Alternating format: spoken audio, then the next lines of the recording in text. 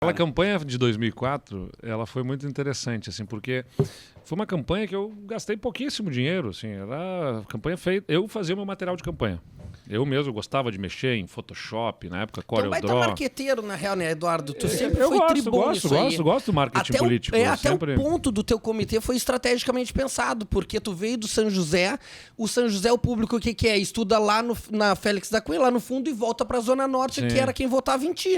Então exato. todo mundo volta... É, exato, tu sabe disso. Aí voltava pela Félix, vocês estavam ali sempre no meio-dia cumprimentando. Exato. Foi um auê. Então, na verdade, assim, a campanha foi um tanto artesanal, mas com os meus conhecimentos empíricos, assim, de marketing político. Eu, quando era adolescente, eu gostava de gravar os programas eleitorais na televisão. Eu gravava, até hoje certamente tem as fitas VHS lá ainda na... Pô, outro sinal da idade. Outro sinal da idade, tem todo lá na casa dos meus pais, tá lá tudo. Brizola, certamente, FHC, assim, esses caras. as campanhas de 94 e 98, principalmente... Praticamente todas. Municipal, gravava, tu tem 2002, alguma coisa também. Tu tem o Anselmo dando a rosa? Não, municipal não tem. E os debates eu não gravava. Eu gravava as propagandas, na verdade, né? E eu aí, colecionava folhetinho. E aí eu gostava de assistir e assistir de novo e reassistir, assim, ficava assistindo muitas vezes, né? E de certa forma, como eu digo empiricamente, você vai pegando, olha, quais são as... Você começa a perceber o que tem de comum entre elas, o que tem, né, nas certo, palavras, na forma, na estrutura do comercial e tal. Você começa a entender um pouco melhor sobre aquilo da comunicação política. Então sempre gostei realmente de marketing político. E gostava também, como eu disse, de usar essas plataformas, Photoshop, CorelDRAW, na época, para poder montar. Eu mesmo fiz meu material de campanha, eu montei todos os panfletos, os cartazes, os adesivos. E aí até vou contar uma história interessante. 45045 era. 45045 sempre foi, né? era, sempre foi esse o número. E aí uma história interessante é a seguinte.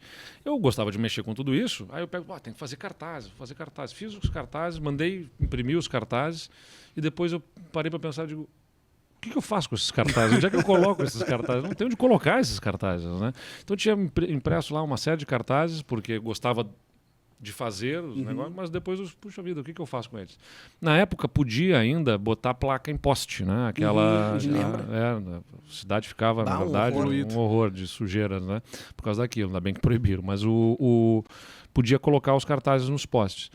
Eu não tinha cartaz para colocar em um monte de poste, mas tinha os cartazes feitos em papel.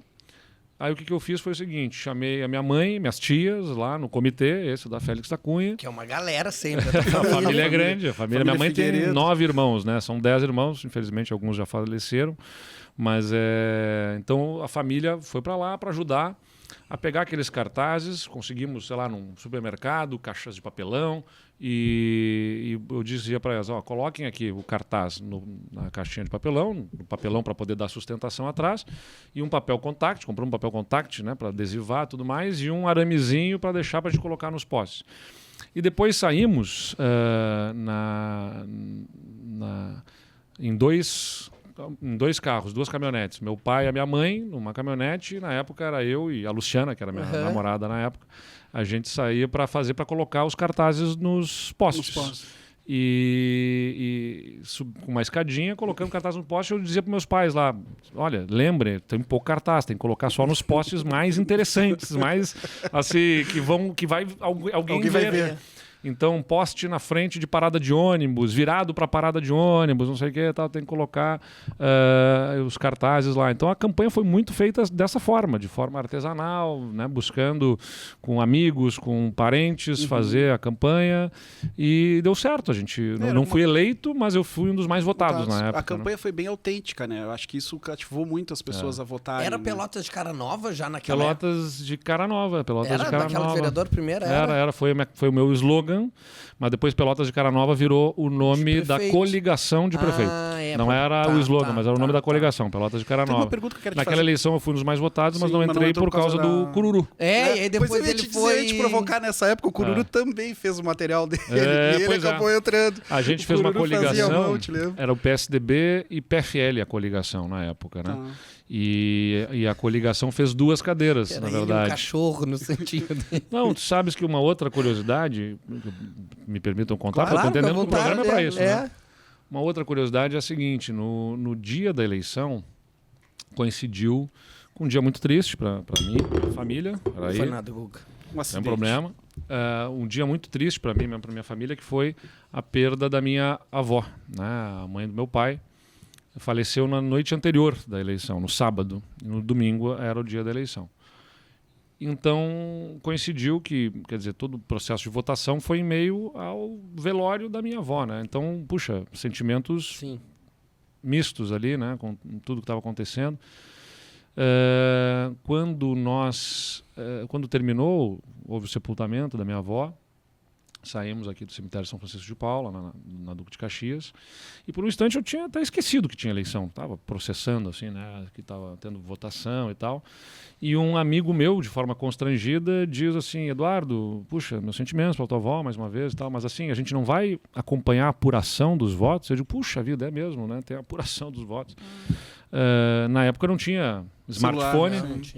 Tinha celular, mas não era smartphone, sim, né? smartphone. Só ligava e recebia. nem sei se mandava mensagem ainda na época.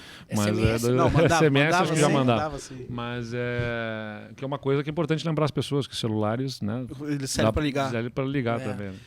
Mas aí nós, o que fazemos, né? Para ouvir a apuração, abrimos a porta do carro, bota na Rádio Universidade.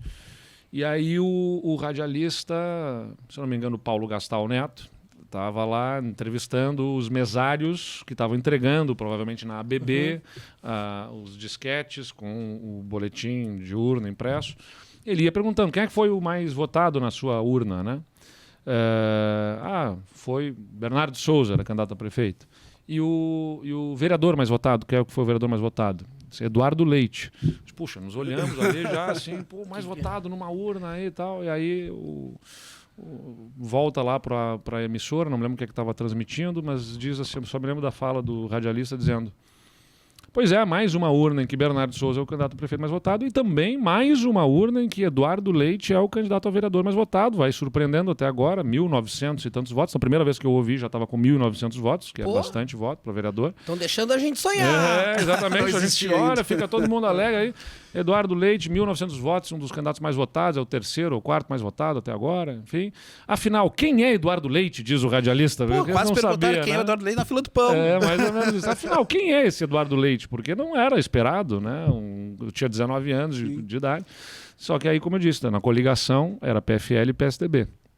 Eu sabia quem era candidato também, que tinha sido presidente da Câmara de Vereadores durante vários anos, nos anos anteriores, era o Adhemar Ornel, que era muito forte, tinha toda uma estrutura, né, para concorrer. Eu sabia o seguinte: o Ornel vai ser o mais votado da coligação, eu preciso batalhar para ser o segundo.